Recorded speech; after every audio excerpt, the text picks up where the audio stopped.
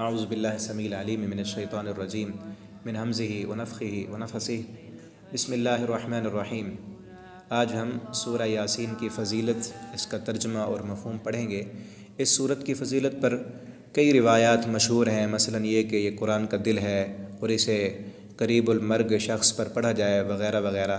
لیکن یہ ساری روایات فنی لحاظ سے کمزور اور ضعیف ہیں، سوائے اس ایک روایت کے کہ جو سنن دارمی میں ہے، جسے بعض محققین نے سند کے لحاظ سے حسن قرار دیا ہے۔ اس میں ہے کہ سیدنا ابن عباس رضی اللہ تعالیٰ عنہ بیان فرماتے ہیں کہ جو شخص سورہ یاسین دن یا رات کے شروع میں پڑھے گا، اس کے لیے اس دن اور اس رات میں اللہ تعالیٰ آسانی فرما دیں گے۔ تو یہ روایت اگرچہ موقوف ہے، صحابی کا فرمان ہے، لیکن مرفوع کے درجے میں ہے، کیونکہ رسول اللہ صلی اللہ علیہ وسلم کے بتائے بغیر کوئی صحابی اپنی طرف سے ایسی بات نہیں کر سکتا۔ تو چلیں اس کا ترجمہ دیکھتے ہیں۔ اس میں کئی اللہ رب العالمین نے ہمیں سبق دیے ہیں جسے یاد کرنے کی اور پڑھنے کی ضرورت ہے۔ اس کے پڑھنے سے اللہ تعالیٰ برکتیں عطا کرتے ہیں۔ فرمایا یاسین والقرآن الحکیم، قسم ہے قرآن حکیم کی، انک لمن المرسلین، بے شک آپ البتہ رسولوں میں سے ہیں، آپ کو ہم نے رسول بنا کر بھیجا، علی صراط مستقیم، اور آپ ہی سیدھے راستے پر ہیں، تنزیل نازل کرتا ہے یہ قرآن، العزیز زبردست، الرحیم رحم کرنے والی ذات کی طرف سے۔ یہ کیوں نازل کیا؟ فرمایا اس لیے نازل فرمایا لتنذرا، تاکہ آپ خبردار کریں، آپ ڈرائیں، قوماً ایسی قوم کو، ما انذر کہ نہیں خبردار کیا اس کو، آباءہم ان کے آباء و اجداد نے، فہم غافلون پس وہ غافل ہیں کہ ان کے پاس آپ سے پہلے کوئی ڈرانے والا نہیں آیا۔ ان مشرکین مکہ کے پاس حضرت اسماعیل علیہ السلام کے بعد کوئی رسول براہ راست ان تک نہیں پہنچا، تو اسی لیے فرمایا گیا کہ آپ جا کر ان کو ڈرائیں۔ لقد حق القول، البتہ تحقیق یہ بات تو پکی ہے، علی اکثرہم کہ ان میں سے اکثر لوگ یہ مشرک، فہم لا یؤمنون یہ ایمان نہیں لائیں گے۔ کیوں؟ اس کی وجہ بھی بتا دی کہ انا جعلنا فی اعناقہم اغلالا، بے شک ہم نے ڈال دیے، فی اعناقہم ان کی گردنوں میں، اغلالا طوق، فہیا تو وہ الی الاذقان ان کی تھوڑیوں تک پہنچ چکے ہیں، گردنوں میں طوق ہیں اور ان کی تھوڑیوں تک پہنچ چکے ہیں، فہم لا یؤمنون تو وہ سر، فہم مقمحون تو وہ سر اٹھائے ہوئے ہیں، گردنوں میں طوق اوپر آ چکے ہیں، ان کے سر اٹھے ہوئے ہیں، وہ نیچے دیکھ ہی نہیں سکتے۔ یہ مثال دی گئی ہے اس وجہ سے کہ وہ اپنے کفر اور شرک پر اس قدر پکے ہیں، اپنی برادری کے بت پوج رہے ہیں اور تکبر، غرور اور حسد، گھمنڈ میں مبتلا ہیں کہ وہ نیچے دیکھتے ہی نہیں کہ رسول صلی اللہ علیہ وسلم اس غریب گھرانے میں کیوں آ گئے، ہم اس کی بات مانیں تو ہماری سرداریاں، ہماری چودراہٹیں تو ختم ہو جائیں گی۔ تو اس لیے مثال دی گئی کہ ان کی گردنوں میں طوق ہیں اور گردنیں اوپر کو اٹھی ہوئی ہیں، نیچے دیکھیں گے تو کوئی بات سمجھ آئے گی۔ اور پھر آگے فرمایا وَجَعَلْنَا مِن بَيْنِ أَيْدِيهِمْ سَدًّا وَمِن خَلْفِهِمْ سَدًّا، اور ہم نے بنا دی من بین ایدیہم ان کے سامنے سے دیوار،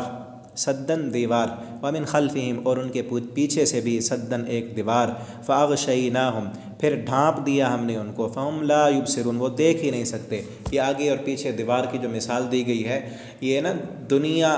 کی چمک اور رونقیں، دنیا کے فائدے اور سرداریاں، یہ جس انسان کی آنکھوں کے سامنے آ جائیں تو وہ انسان، اس کو آخرت سمجھ نہیں آتی، دنیا دیکھ کر دنیا کو بنانے والے کو وہ نہیں پہچانتا، صرف اس دنیا کے فائدے میں ہی رہتا ہے۔ تو یہ دیوار ہے،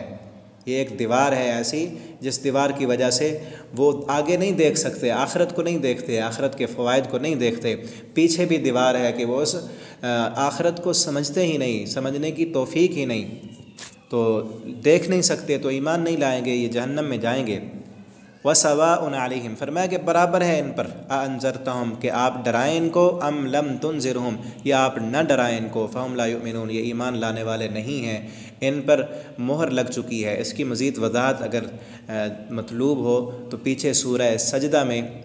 یہ بتا چکے ہیں، اس بات کی وضاحت ہو چکی ہے کہ اللہ تعالیٰ فرماتے ہیں اگر ہم چاہتے نا تو سب کو ہدایت دیتے، لیکن زبردستی نہیں کی، وہاں پر وضاحت سے بتا دیا گیا ہے، وہاں دیکھ لیں۔ انما تنذر بے شک تم ڈراؤ، خبردار کرو، کر سکتے ہو من اس بندے کو اتبع جو پیروی کرے الذکر نصیحت کی وخشی الرحمن اور وہ ڈرتا ہو رحمان سے بالغیب غیب میں، جو غیب میں اللہ کو بن دیکھے ڈرتا ہو وہ ڈر سکتا ہے۔ جو یہ کہے کہ میں نے رب کو دیکھنا ہے اپنی آنکھوں سے یا کوئی ایسا حصی معجزہ لے کر آؤ، وہ نہیں ڈرے گا۔ فبشر پس آپ خوشخبری دیں ایسے بندے کو جو بن دیکھے اپنے رب سے ڈرتا ہے، بمغفرت بخشش کی، واجر کریم اور اجر والے عزت والے اجر کی آپ اسے خوشخبری دے دیں۔ انا نحن بے شک ہم نحیی زندہ کریں گے الموتى مردوں کو، ونکتب اور ہم لکھ رہے ہیں ما قدموا جو انہوں نے آگے بھیجا، وآثارہم اور ان کے آثار کو بھی، جو عمل کر رہے ہیں وہ بھی ہم لکھ رہے ہیں۔ وآثارہم آثار کہتے ہیں قدموں کے نشان کو، کہ اس عمل کا جو اثر پڑتا ہے پیچھے اس کی اولاد پر یا اس کے شاگردوں پر، اس کے ماحول اور معاشرے پر۔ جو انسان سچا ہو اس کی سچائی کا اثر اس کی اولاد پر بھی ہوتا ہے، جو انسان ایماندار ہو اس کی ایمانداری کا اثر اس کے دوستوں پر، شاگردوں پر، سب پر ہوتا ہے۔ تو فرمایا اس کا عمل بھی لکھتے ہیں، اس کے آثار بھی لکھتے ہیں۔ اگر گناہ گار ہے کوئی شخص تو اس کے گناہوں کا اثر، اس گناہوں کی نحوست دوسرے لوگوں پر بھی پڑتی ہے، اس کی وجہ سے جو لوگ گناہ گار بنے وہ بھی ہم ساتھ ساتھ لکھتے جائیں گے۔ تو ہم دیکھیں کہ اگر ہم نیک بنیں گے تو ہماری نیکی کا اثر دوسرے لوگوں پر پڑے گا، وہ جب تک نیکی کرتے رہیں گے ہمیں ثواب ملتا رہے گا، اور اگر ہم گناہ کریں گے اور گناہ کا اثر دوسروں پر چھوڑیں گے، وہ جب تک گناہ کرتے رہیں، جھوٹ بولتے رہیں، فراڈ کرتے رہیں، تو اس کا وبال بھی ہمارے کھاتے میں آتا رہے گا۔ اللہ تعالی ہمیں نیک آثار چھوڑنے کی توفیق دے۔ وَكُلَّ شَيْءٍ اور ہر چیز کو فرمایا أَحْصَيْنَاهُ ہم نے شمار کر رکھا ہے، فی امام مبین ایک واضح کتاب کے اندر۔ وَاضْرِبْ لَهُمْ اور آپ بیان کریں ان کے لیے مثلاً ایک مثال، اصحاب القریہ بستی والوں کی، اذ جاءها المرسلون کہ جب اس بستی کے پاس ہم نے پیغمبر بھیجے۔ یہ بستی انطاکیہ مفسرین نے لکھا ہے، انطاکیہ اس کا نام تھا، اور اس میں اللہ رب العالمین نے رسول بھیجے۔ بعض مفسرین نے لکھا ہے کہ عیسیٰ علیہ السلام نے اپنے نمائندوں کو جو بھیجا تھا یہ وہ مراد ہیں، بعض نے کہا کہ وہ رسول تھے۔ اذ ارسلنا جب ہم نے بھیجا الیہم ان کی طرف، اثنین دو کو، فکذبوہما تو اس بستی والوں نے ان دونوں کو جھٹلا دیا۔ تو اللہ تعالیٰ فرماتے ہیں فعززنا تو ہم نے قوت دی،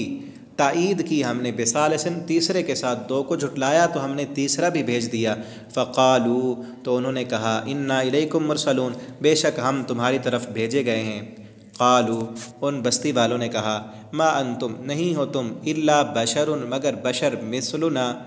ہماری طرح کے انسان ہی ہو، وما اور نہیں، انزل الرحمن نازل کیا رحمان نے، من شیء کچھ بھی، رحمان نے تم پر کوئی چیز نہیں اتاری، ان انتم الا تکذبون تم تو جھوٹ بولتے ہو۔ قالوا ربنا وہ کہنے لگے ربنا ہمارا رب یعلم جانتا ہے، انا الیکم لمرسلون بے شک ہم تمہاری طرف بھیجے گئے ہیں، وما علینا الا البلاغ المبین ہمارے ذمے تو صرف پہنچا دینا ہے۔ ہمارا رب جانتا ہے کہ ہم سچے ہیں، ہمارے ذمے پہنچانا ہے، تم مانو گے تو تمہارا فائدہ ہے، نہیں مانو گے تو تمہارا نقصان ہے۔ قالوا ان بستی والوں نے کہا انا بے شک ہم تطیرنا منحوس سمجھتے ہیں تم کو، لئن لم تنتہوا لئن لم تنتہوا اگر تم باز نہ آئے اپنے کام سے، لنرجمنکم البتہ ضرور ہم تمہیں رجم کر دیں گے، ضرور سنگسار کر دیں گے، پتھر مار مار کر ہلاک کر دیں گے۔ ولا یمسنکم اور البتہ ضرور پہنچے گا تم کو، منا ہماری طرف سے، عذاب علیم دردناک عذاب، ہم تمہیں بہت دردناک عذاب دیں گے، اپنے اس کام کو چھوڑ دو۔ قالوا تو ان پیغمبروں نے کہا انا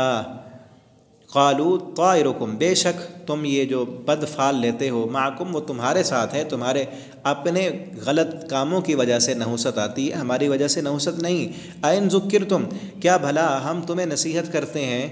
یہ تمہارے لیے منحوس کام ہے؟ بل انتم بلکہ تم قوم مسرفون قوم ہو حد سے بڑھی ہوئی۔ وجاء من اقصى المدینہ اور آیا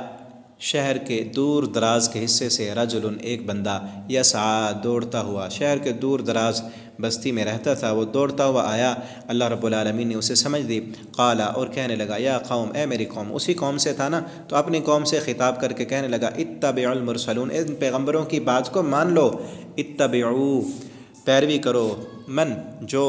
ایسے بندے کی پیروی کر لو، بات مان لو۔ لا یسألکم، نہیں سوال کرتے تم سے کچھ نہیں مانگتے، اجرن کوئی مزدوری، تم سے اپنی مزدوری تو نہیں مانگتے، دنیا کا کوئی فائدہ تو نہیں مانگتے تم سے، اللہ کی طرف بلاتے ہیں، تمہاری آخرت بہتر کرنے کی فکر کرتے ہیں تو ان کی بات مان لو۔ وہم مہتدون، اور وہ خود بھی ہدایت والے ہیں۔ وما لیا، اور کیا ہے میرے لیے، کیا ہو گیا مجھ کو، لا اعبد الذی، کیوں میں عبادت نہ کروں اس ذات کی، فطرنی، جس نے مجھے پیدا کیا، جس رب نے مجھے پیدا کیا میں اس کی عبادت کیوں نہ کروں، مجھے کیا ہو گیا، میں کوئی بیوقوف تو نہیں۔ وَإِلَيْهِ تُرْجَعُونَ، اور اسی رب کی طرف میں نے لوٹ کر جانا ہے۔ أَأَتَّخِذُ مِن دُونِهِ آلِهَةً، کیا میں بنا لوں اس کے علاوہ دوسروں کو الہ، ان یریدنی الرحمن، اگر ارادہ کرے وہ رحمان، بضر، مجھے کوئی تکلیف دینے کا، لا تغنی، تو وہ مجھے کوئی کام نہیں آتے، وہ معبود جن کو میں بناؤں کوئی کام ہی نہیں آ سکتے اگر رحمان مجھے عذاب دینا چاہے۔ شفاعتہم، ان کی سفارش بھی کوئی کام نہیں دے گی، شیئن، کچھ بھی، ولا ینقذون، اور نہ مجھے وہ بچا سکتے ہیں۔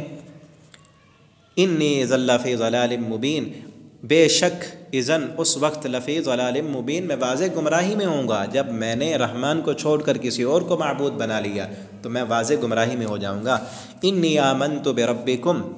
بے شک میں تو ایمان لایا اپنے رب پر، فاسمعون، بس تم سن لو، اے بستی والو، قوم والو، تمہیں بھی میں نے بتا دیا اور میں ایمان لا چکا ہوں اپنے رب پر، فاسمعون، سن لو۔ پھر کیا ہوا، جب یہ کہا نا اس بندے نے، تو بستی والوں نے پکڑا اسے، مارا، اتنا مارا کہ جان سے ہی مار دیا۔